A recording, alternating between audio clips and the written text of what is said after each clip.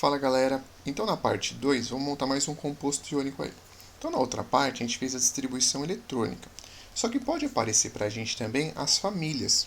Posso falar assim, ó, o alumínio é a família 3A. Se ele é família 3A, ele tem 3 elétrons na camada de valência. O enxofre é família 6A, tem 6 elétrons na camada de valência.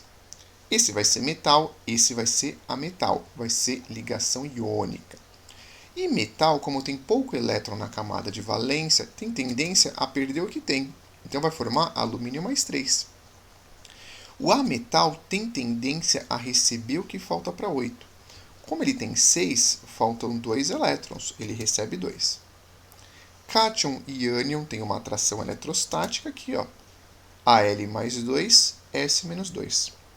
Ele está eletricamente neutro, sim ou não? Não. O número de cargas positivas é diferente do de cargas negativas. Para deixar eletricamente, então, como é um 3 e um 2, esse cara eu vou multiplicar por 2, esse eu vou multiplicar por 3. Ficaria assim, ó. Porque ó, 2 vezes mais 3 dá mais 6, 3 vezes menos 2 dá menos 6. Aí ele fica eletricamente neutro. Se ele é composto iônico, qual que é o estado físico aqui e agora? Sólido. Conduz corrente elétrica quando fundido ou em água. E o que eu quero te mostrar é, composto iônico, ele forma aquele retículo cristalino iônico, que tem cátions e tem ânions. E quando você pega a fórmula do composto iônico, ele te mostra a proporção. Ó, você tem um cátion de carga mais 3. Quantos você tem dele? Ó, 2. 2 cátions de carga mais 3. O ânion aqui tem carga menos 2, ó. Quantos ânions desse você tem? Ó, 3. Então, tá vendo? Você tem 2 cátions de carga mais 3 para cada 3 aqui, ó, ânions de carga menos 2. Então, esse 2 para 3 nada mais é do que a proporção, de forma a sempre ficar eletricamente neutro. Então, resumindo lá, ó, quem tem tendência a formar cátions são os metais. Metal tem 1, 2 ou 3 elétrons na camada de valência, tem tendência a dar elétron. O ametal tem 5, 6 ou 7 elétrons na camada de valência e recebe o que falta para 8. Então, como o metal perde elétron, a gente vai fazer assim, ó, nosso resuminho. Família 1A vai ter carga mais 1, família 2A carga mais 2 e família 3A carga mais 3, porque o metal tem tendência a dar elétron. O ametal recebe o que falta para 8. Então, quem está na 5A tem 5. Como faltam 8, recebe 3, carga menos 3. Quem está na 6A ganha 2, que falta para 8, por isso que fica menos 2. Quem está na família 7A recebe 1, aí fica estável, por isso que é carga menos 1. Então, completa isso aqui de amarelo ó, no seu resuminho, que são as cargas. E vamos agora fazer 3 observações.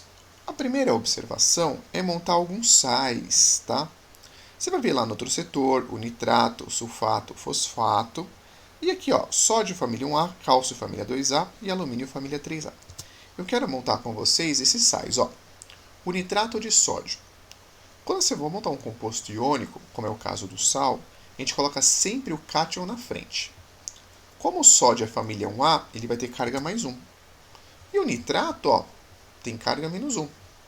Repara, ou você coloca mais ou mais 1. Tanto faz. De qualquer forma, o número de cargas positivas é igual de cargas negativas, já está eletricamente neutro. Então, fórmula do composto NaNO3. Sulfato de sódio. Sódio carga mais 1, sulfato menos 2. Repara, aqui não está eletricamente neutro. Em geral, no colégio, você vê aquela regra do cruz. Ó, cruza para lá, cruza para cá. Eu não vou fazer isso, porque em geral, quando você faz o cruza, você faz errado. Você coloca o 4 para lá, você joga o 3 para lá e por aí vai. A gente vai usar a regra do tem que ser eletricamente neutro. O número de cargas positivas tem que ser igual ao número de cargas negativas. Como ele tem carga menos 2 aqui, e aqui tem carga mais 1, para tudo dar zero, eu vou multiplicar esse sódio por 2. Aí, ó, 2 vezes mais 1 vai dar mais 2. E o grupo SO4 tem carga menos 2, já está eletricamente neutro. Nitrato de cálcio, mesma ideia, ó. Tem cargas diferentes, não está eletricamente neutro. Como tem duas cargas positivas, tem que ter duas cargas negativas. E esse grupo NO3, tudo tem carga -1. Então eu preciso de dois grupos NO3. Por isso que a gente coloca o parênteses. Porque duas vezes esse grupo NO3, duas vezes -1, dá -2. Com mais 2 aqui, dá 0. Fosfato de cálcio, mais 2 e -3, também não está eletricamente neutro. Como é 2 e 3, esse eu vou multiplicar por 2, e todo esse PO4, por isso que eu coloco parênteses, eu multiplico por 2. Porque 3 vezes mais 2 dá mais 6, 2 vezes -3 dá -6. Aí ele fica eletricamente neutro. E o último exemplo, o sulfato de alumínio, né? Mais 3 e -2, mesma coisa, multiplica pelo inverso. Vou multiplicar esse cara por 2 e todo esse SO4 por 3, de forma a ficar eletricamente neutro. Então, cuidado aí com aquelas regras, tá? A ideia aqui é sempre deixar o composto iônico eletricamente neutro. A próxima observação vai ser quanto à fórmula eletrônica. Isso aqui já é um pouco mais avançado, tá? Quando a gente ligou o sódio com o cloro, tá? A gente fez assim, ó. Sódio é família 1A, tem um elétron na camada de valência. O cloro é família 7A, tem 7 elétrons na camada de valência. Quando eu falo de fórmula eletrônica, eu mostro os elétrons. Eu vou mostrar, na verdade, até essa transferência que acontece. O sódio ele vai acabar perdendo esse elétron e vai dar esse elétron para o cloro. Porque quando o sódio perder esse elétron, na camada anterior ele já vai ficar com 8, ele já vai ficar estável. Então faz isso, ó. O sódio dá o elétron para o cloro. Então eu vou representar assim, ó. O sódio perdeu aquele elétron da camada de valência, por isso que é carga -1. O cloro tinha 7. Como ele ganhou 1, ó, tá aqui embaixo. Ao todo agora ele está com 8. E como ele ganhou um elétron, ele fica com carga -1. Essa seria a fórmula eletrônica do NaCl. Estou representando o cátion e o ânion com seus elétrons aqui na camada de valência. Cálcio. Se eu fosse ligar o cálcio com o bromo, por exemplo. O bromo é família 7A, tem tendência a receber um elétron.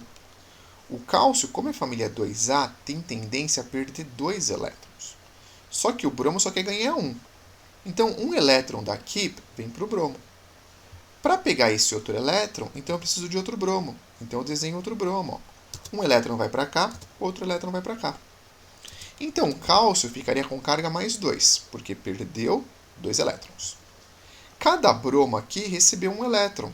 Fora aquele 7, vai ter mais um. Ó um aqui embaixo. Ó. Ele tem 8. E cada bromo vai ter uma carga -1. E aqui embaixo eu coloco a quantidade, que é 2.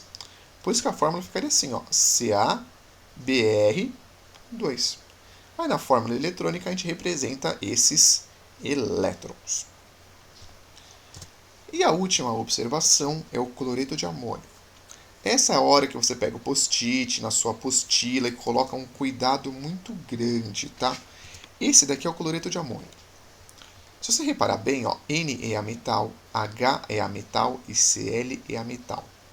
Mesmo assim, aqui eu tenho um composto iônico, porque o NH4 tem carga +1 e o Cl tem carga -1. Se tem cátion e tem ânion, é composto iônico. Por isso que eu falei para você tomar cuidado. Apesar de serem ametais, como tem cátion e ânion, esse cara aqui é um composto iônico. É uma exceção, tá? Eu vou até montar para você, na próxima aula de ligação covalente, esse amônio, tá? Mas ó, o amônio é isso aqui. É um N com 4 hidrogênios ligados e carga +1. Esse Cl- era um cloro que tinha 7 elétrons e ganhou +1. Ficou com 8 ao todo e aqui tem carga -1. E olha que interessante. Esse traço aqui, eu vou te mostrar também na próxima aula, que indica um compartilhamento de elétron, que aqui eu tenho, na verdade, uma ligação covalente. Então, quando você pega o cloreto de amônio, tem lá dentro ligação covalente? Tem. Só que, como ele tem um cátion e tem ânion, ele é classificado como um composto iônico. Até porque a ligação iônica ela é mais forte que a ligação covalente.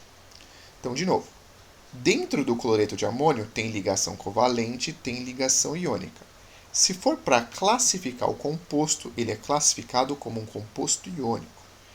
Então, se é composto iônico, é sólido nas condições ambientes, conduz corrente elétrica em água ou fundido, tem elevada temperatura de fusão e elevada temperatura de ebulição. Então, coloque essa observação aí. Depois, quando eu falar de forças intermoleculares e interação do tipo íon-dipolo, eu volto a comentar sobre o cloreto de amônio. Então, galera, esse é o fim da nossa parte 2. A parte 3 vai ser reservada para fazer a correção dos exercícios da página 541. Então é recomendado que agora você pare o vídeo aí, tenta fazer as questões de 1, 2, 3 e 4, depois você assiste a parte 3 com a resolução. É isso aí, pessoal. Bons estudos. Até daqui a pouco.